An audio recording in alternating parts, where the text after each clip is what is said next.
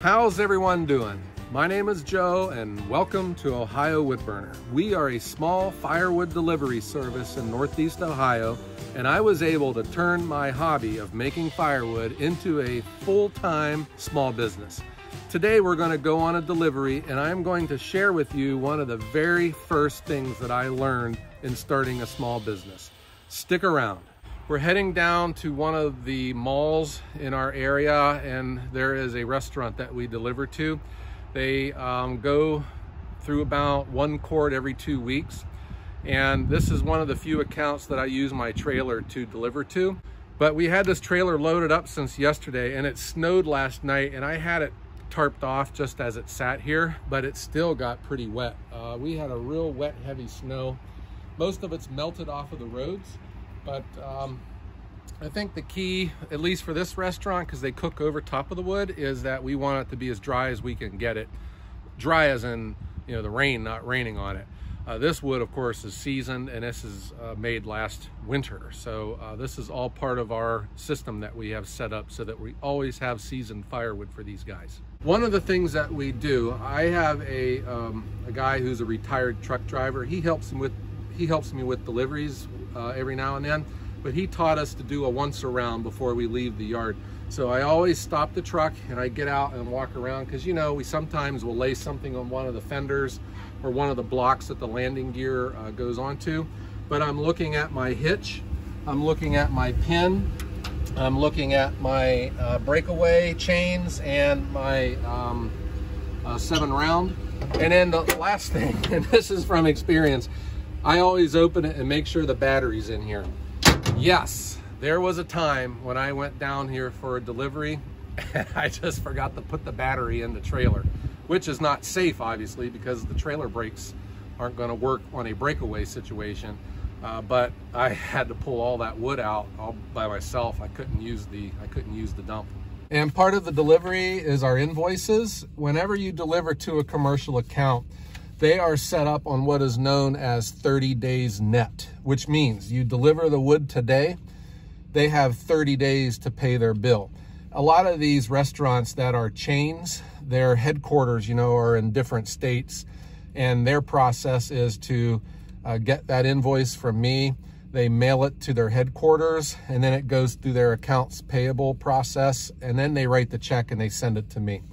It's just an established business process. Be ready for that if you do land a restaurant, especially like your local restaurants will usually pay on delivery, but your chains and your bigger restaurants will set up a 30 days net program, and that's what I have. So the emphasis on a 30 days net is that you get your invoice signed by the person who is receiving the load, because sometimes things get lost and you have to have proof that you delivered that load, and a signature on the invoice is your proof. And then the last thing is, when you file as a legitimate business, you can claim your mileage as a tax deduction. So I have just made a real simple tracker, and I log all my miles and I claim it on my taxes. My mileage is logged, and let's hit the road. The one thing I do, and this is an understanding with the restaurants that I use my trailer to deliver to, we talk about the weather, and is sometimes they don't have to deal with the woodshed in a way that I do. You know, when the snow plows come through, they'll push all that snow right in front of the woodshed. And so we talk about, you know, our winter program, and we all have an understanding that if they're ready for a 1 quart delivery, if the roads are bad and they can't wait, I'll just bring up a half quart in the truck, and I don't have to bring the trailer on the road. To me, you know, I'm going to make that sale no matter what. I'll eventually get there. So delivering a half load at the time, it just makes sense, and it keeps everyone happy, and it keeps my trailer from going into the ditch. And you probably noticed I'm using my 4-wheel drive on this delivery. I have my other trucks loaded up for delivery going out Monday, and that's a little bit too much weight for the load in the bed and then the trailer. And then also, I've been using this trailer up in the yard, and I use the 4-wheel drive truck just so I don't get stuck.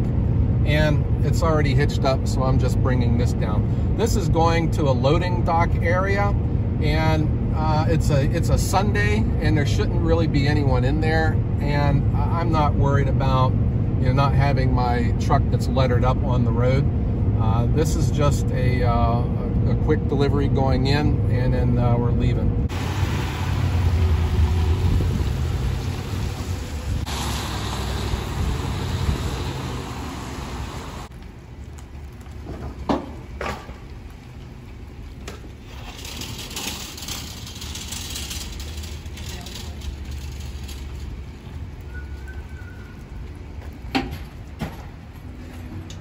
We are here.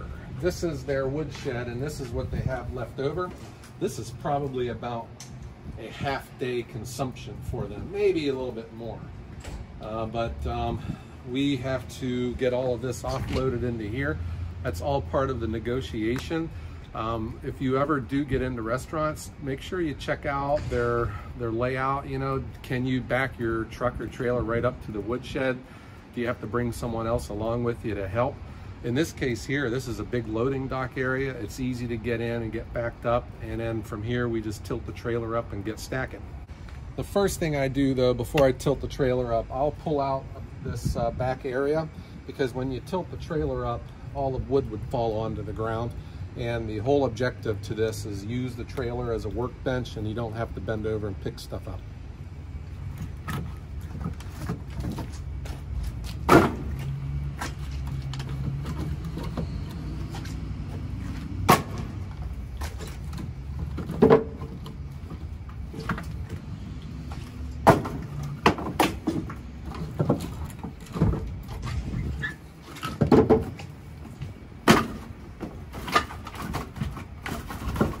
This is that beech firewood.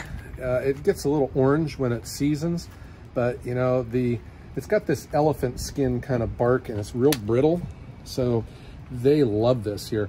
It has I guess like a spiciness to it, you know, like beech nut chewing gum, and it's a great firewood.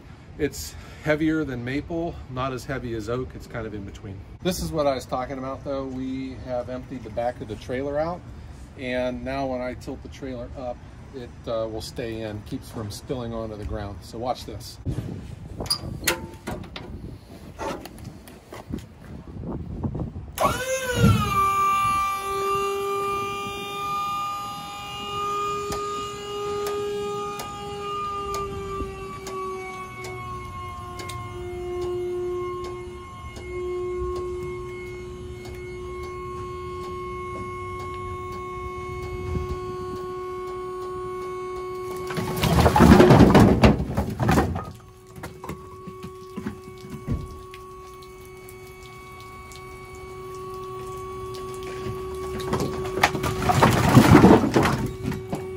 But here you go. So now it's just a self-feeding operation. I just keep pulling and loading, and I don't have to bend over.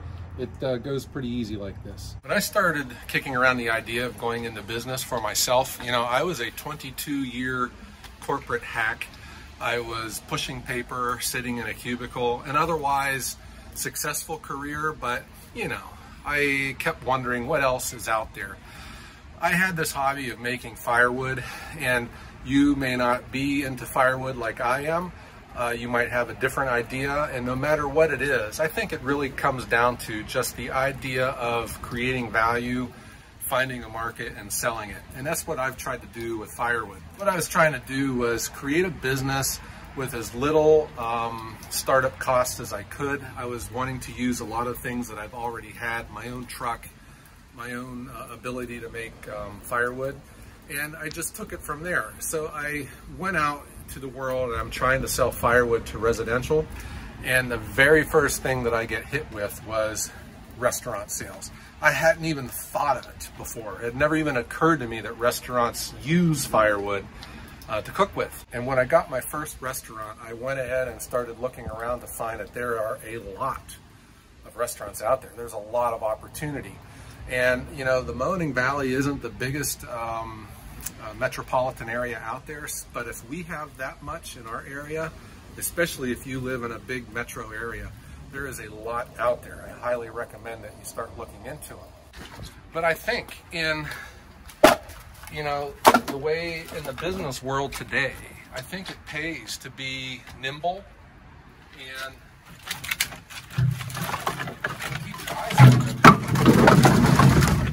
keep your eyes open, because who's to say that your idea is a good idea, but it's not the best idea. And I think you need to stay alert and see and find opportunities when they show up. That's what I did, and it totally changed the way I do business. And I keep thinking, what if I would have just stuck to my guns and say, no, I'm going to make it with residential? I don't think I would be where I am right now, because I have pivoted back to residential along with the restaurant footprint that I've built, and that's what's driving our success right now. So the first thing I learned, guys, was be ready to change. But does changing also mean, you know, throwing the baby out with the bathwater? And I don't know if that has an answer. At least I know what my answer would be, and it might be different from you. You know, if I'm out delivering firewood all the time, and everywhere I go to deliver wood, I get questions. Do you do tree service? Do you mow grass? You know, and I start seeing that there's opportunity out there for those markets. Who's to say? Would I get into it? I probably wouldn't, you know, because I just don't like mowing grass. But maybe you would. So when I'm talking about change, you know, there's change where you're just making some maneuvers within your industry, but you might, while you're out there building a business, find a complete different opportunity that's ready for you to get involved in. What I've learned, you know, being self-employed, having a small business, is I hold myself more accountable than anyone else can, right? I respond to my customers. I hold myself to a high level, and I'm not about to let anyone down when it comes to my company's name. So, you know, it pays to be agile. It pays to change, to adjust, and you know, improve your plan. And that's where I'm saying, you know, just don't think that you're going to sell firewood. Make it important, make it special, make it exceptional, and you can be successful. And that's what's exciting about all of this, guys. Whatever your idea is, whether it be pool supplies, firewood, lawn care, it's out there. The important thing is, though, take that step and make it happen. But why should you take my word for it? Well, I guess you don't have to. I am not an accountant. I do not have a business degree. I've never had a business before on my own. There is a lot of people on YouTube that I think, you know, have a better success, a better pedigree in running a business or a business startup. But what I do have, guys, is I am passionate about my hobby. I am all in to make it successful, and I stood at the abyss of that decision, you know, leaving a comfortable career and a comfortable salary for the great unknown. You know, I put that on the line. The fear of failure, the fear of not being able to pay your bills, keeping the house, keeping gas in the gas tank. That, at least, I can tell you, you know, my experiences are real, and that emotion, the highs and lows, I've been through it already in a very short 3 years, going into my 4th. And when I'm talking about if I can do this, guys, I know that you can. It's no matter what road that you're thinking of doing, about jumping ship, telling your boss I won't be in tomorrow, it is out there waiting for you. But develop a plan and make sure that part of your plan is you're able to change. And that is that. It seems that I do my best thinking when I'm stacking firewood. I need to keep a journal with me and start writing down my thoughts, because I can solve all the world's problems out in the drying yard stacking firewood. And there you go, guys.